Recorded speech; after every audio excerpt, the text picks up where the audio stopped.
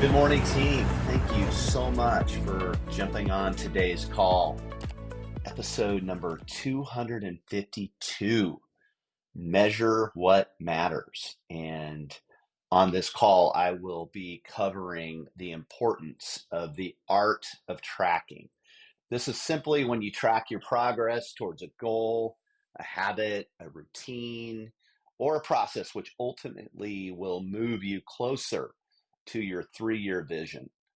Now, to effectively change the result of any area in your life or business, you have no choice but to measure what matters.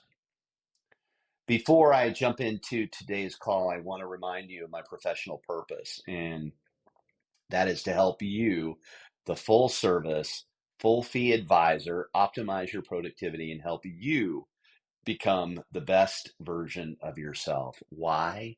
Because happy advisors sell more real estate. And I do that by teaching you how to handle those challenges and opportunities that you face every single day.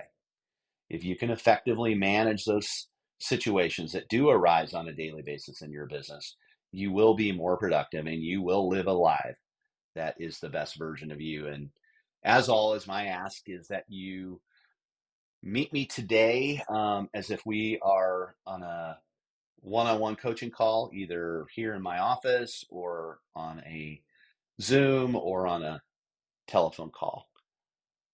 This idea of tracking or using measurement tools to create a result is not native to real estate brokerage business planning. Let me give you some examples. If you are on a health and wellness journey and your goal is to lose 20 pounds, how would you even be able to accomplish that goal if you didn't track what you ate, the calories you consumed, your workouts, or tracking your steps or weighing yourself at the end of the week?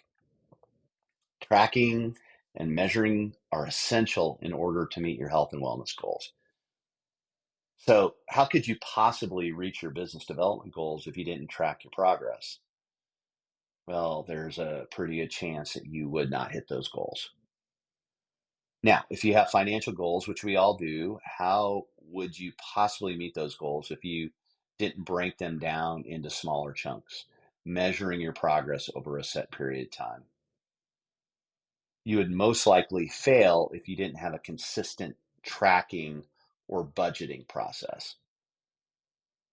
So, again, I ask you, how could you possibly reach your business development goals if you didn't track your progress?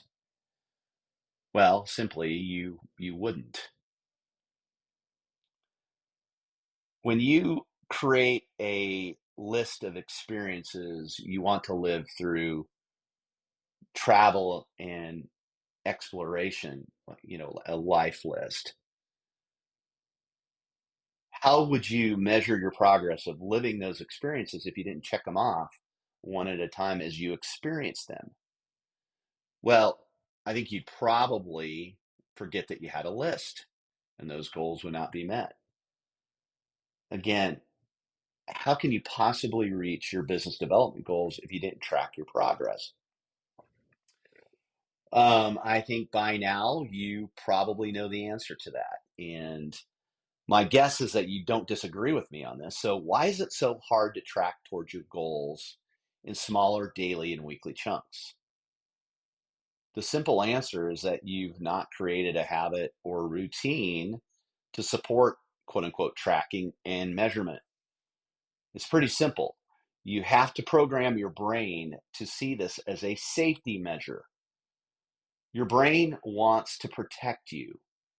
So, by creating a habit or routine that ultimately turns these activities into a biorhythm, teaches your brain that tracking and measuring what matters keeps you safe,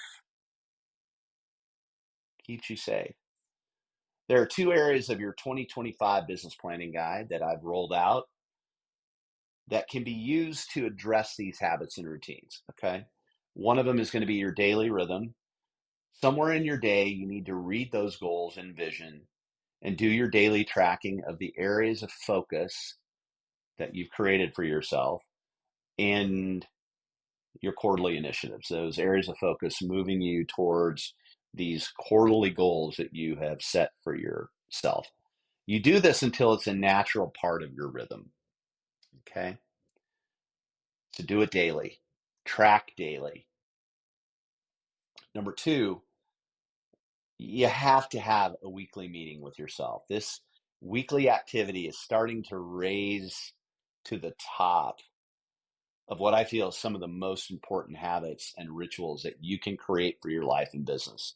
It's that weekly meeting with yourself, that little check in that will keep you on track. It's that little check in via a quiet time to track towards and measure what matters.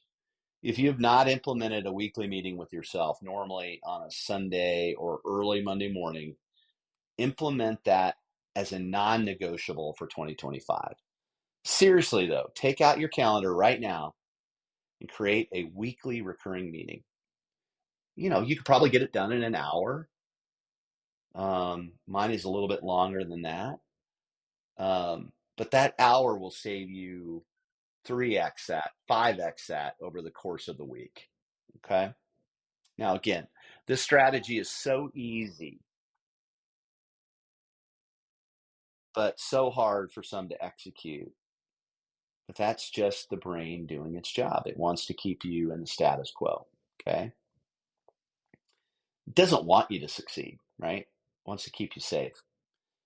So you need to retrain your brain to look at tracking as safety, not danger. And you do that by focusing on certain areas consistently until they become part of your DNA. Team, this was a shorter call today. I appreciate you jumping on. Um, Again, all this content is going to be on my weekly email. And you can get there. You can sign up for that at jim@askjimmiller.com. My team will get you subscribed, and you'll get all of my resources every week. Um, Again, if the content becomes too much or it doesn't apply to you anymore, go ahead and unsubscribe. I won't be upset by that at all. I will tell you that there's some glitches this week on SoundCloud, which is where I normally do my recording, which then feeds to Apple Podcasts. So on this week's email, you're going to have a YouTube video as your audio for this call. So, team, I appreciate you so much. Thank you for jumping on, and I will catch you next week.